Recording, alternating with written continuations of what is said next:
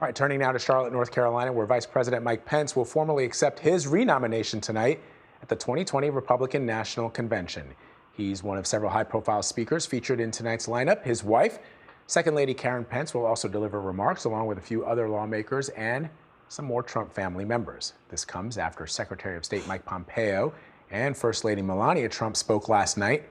Both speeches have sparked major criticism for violating certain ethics rules, including a law, as did a pre-recorded video featuring President Trump overseeing a nationalization ceremony at the White House. Skyler Henry takes a closer look at the evening's highlights. Night number 2 of the RNC featured First Lady Melania Trump making a case for the president's re-election. I'm here because we need my husband to be our president and commander-in-chief for 4 more years. He's what is best for our country. In a live speech delivered from the White House's newly renovated Rose Garden, Mrs. Trump portrayed the president as a non-traditional politician who speaks his mind. Whether you like it or not, you always know what he's thinking. Much of the evening was designed to showcase a softer side of the president. Mr. Trump was shown pardoning John Ponder, a convicted bank robber turned prisoners' rights activist. Viewers also saw the president taking part in a naturalization ceremony. You are now fellow citizens of the greatest nation on the face of God's earth. Congratulations. Great going. Mike Pompeo addressed a gathering from Israel, becoming the first sitting Secretary of State to make a convention speech in more than 70 years. I'm speaking to you from beautiful Jerusalem, looking out over the old city. Some Democrats believe Pompeo's break with tradition may have broken the law. Texas Congressman Joaquin Castro says the House will investigate it as a possible violation of the Hatch Act. It forbids federal employees from taking part in political activities while on duty. The State Department says Pompeo appeared in a personal capacity and did not involve the use of any government resources. Skyler Henry, CBS News, Washington. For more on this, let's bring in CBSN political reporter Caitlin Huey-Burns. So Caitlin, last night's message was a little different than Monday's. The speakers and the events made more of an appeal to women, evangelicals, non-white voters, while pitching President Trump as a better choice for America than Joe Biden. What were some of your biggest takeaways? Yes, I think the first night of the convention was really geared towards the Trump base of the party, offering a lot of red meat to those voters. I think last night was an attempt by the party to reach out to those voters who may have supported Trump in 2016 but feel a little disenchanted by his behavior and by his rhetoric and may start to be looking at someone like Joe Biden or who may not vote at all. So I think last night was really an appeal to those kind of soft Trump voters or those soft Republican voters who may be flirting with voting for someone else. I think that was the goal there. But I think that we saw a continuation of something that we saw on the first night, and I expect to be in the next few nights as well, which is this kind of revisionist history about the pandemic. None of the speakers, except for Melania Trump, addressed the pandemic in real time. Larry Kudlow, the chief economic advisor to the president, referred to it in the past tense. So this has been a message from Republicans and by the president trying to show that the pandemic is behind us when it is really not. There are still about 1,200 people dying per day. The coronavirus is still very much with us, and the economy is still very much in a free fall. But this has been the message consistently from Republicans, which is remember everything that happened to before the pandemic, and they're kind of characterizing the pandemic as something that was given to us by China and happened to us, not addressing any of the current issues at hand related to coronavirus or what the president would do to help get us out of this. Melania Trump was the only one to express any sort of sympathy for those suffering from coronavirus and the effects of it, and to really acknowledge what people are dealing with right now.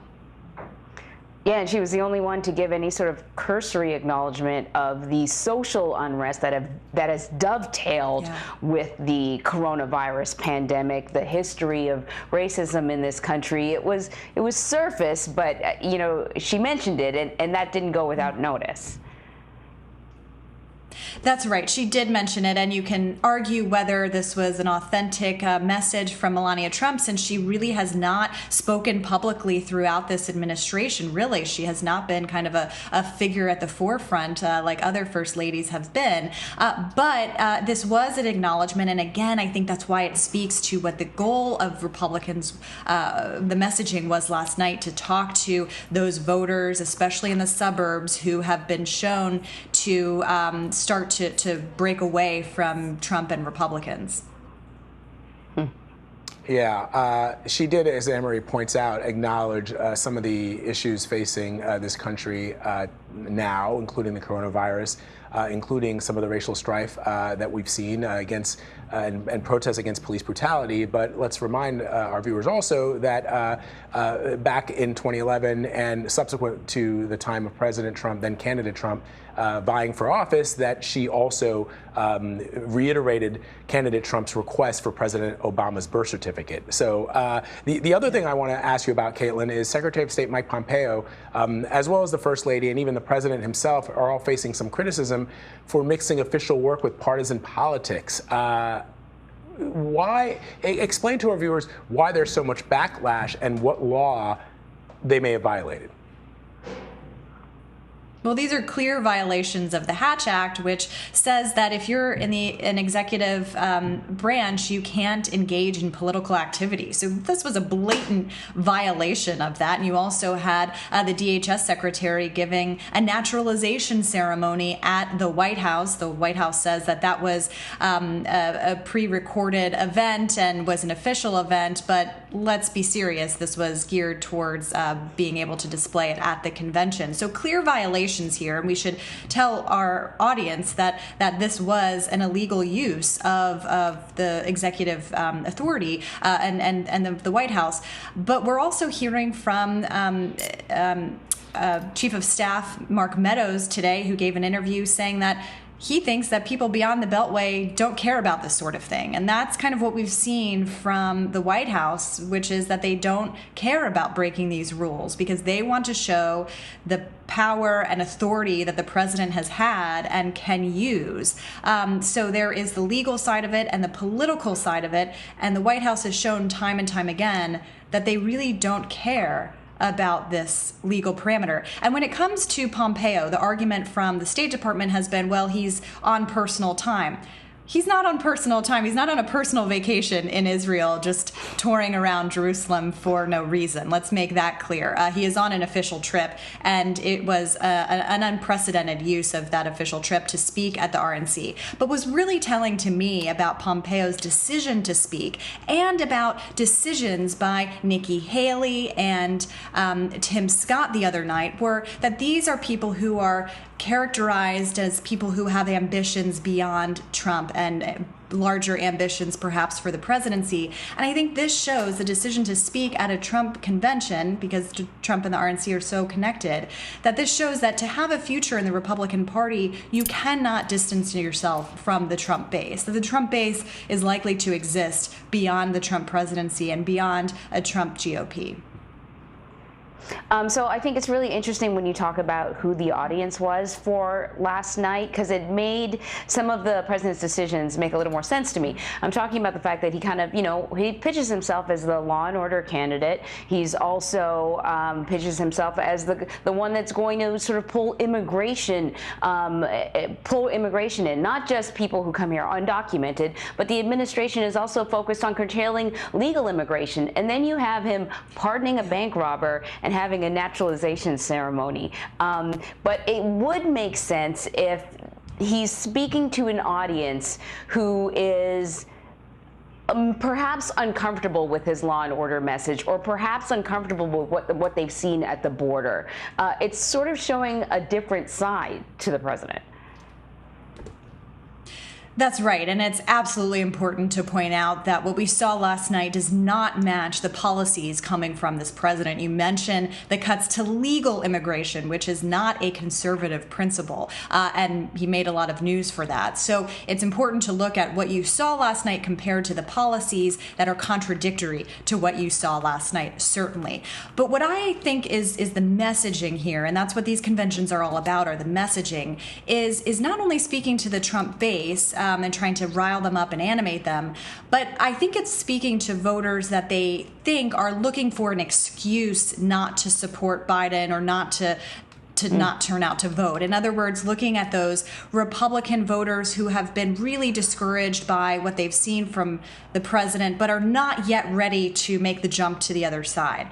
So I think that was the goal. But we also have to remember that as we're talking about 2016, there are a lot of Democratic voters that didn't show up. And so as much as Republicans are trying to rally up the base and kind of dismiss polls that we've seen this time compared to 2016, the Trump campaign has largely left out the 2018 midterms, where we saw a revolt in the suburbs, particularly among women. And we're continuing to see that trend now. And that's something that's fueling Joe Biden's lead in the polls. And even though the Republicans and Donald Trump have a card to play on the economy, he still leads on the economy, and that's something that they've been trying to really focus on this week.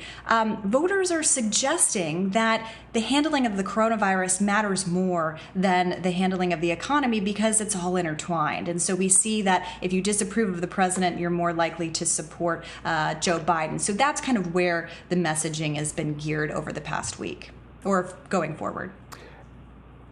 Yeah, and Caitlin, before we let you go, I mean, at the end of the day, as Anne-Marie pointed out, the president is trying to paint himself as a law and order president, but when you have violations of the Hatch Act, which I get, Mark Meadows, giving some interviews today saying that the average American probably doesn't care about this esoteric law, but it is a law. And if the president of the United States is willing to run over those laws because he thinks that nobody cares about it and it's not a big deal, then why have those laws in the first place? In other words, laws aren't, they aren't self-enforcing and institutions aren't self-maintaining. People have to maintain those institutions. Right. People have to maintain those laws. And it begins with the president of the United States. So if he's breaking them, then why have them at all? Right, and that's clearly a message and contradicts this law and order message. It also contradicts the message that we heard last night and throughout this RNC, which is this anti-corruption message.